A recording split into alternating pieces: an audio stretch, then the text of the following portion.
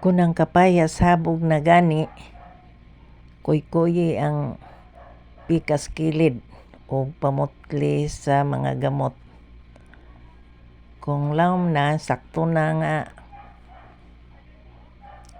mabawog na og tukmod, madana og tukmod, itukmod aron nga matumba. Hayon lang pod kuykuya ang dapit sa pikas kay aron di mahurot ang gamot. Inig humok na itud aron matumba. Di ba?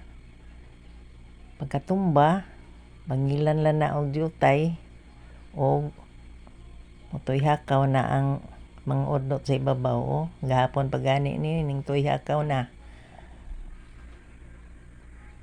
Di man ni siya mamatay kay naa may gamot nga nahabilin. Nga kini yang bunga padayon gihapon ni pagdagko. Itumba man ni unsaon nga ning sangko naman sa atop sa nganit.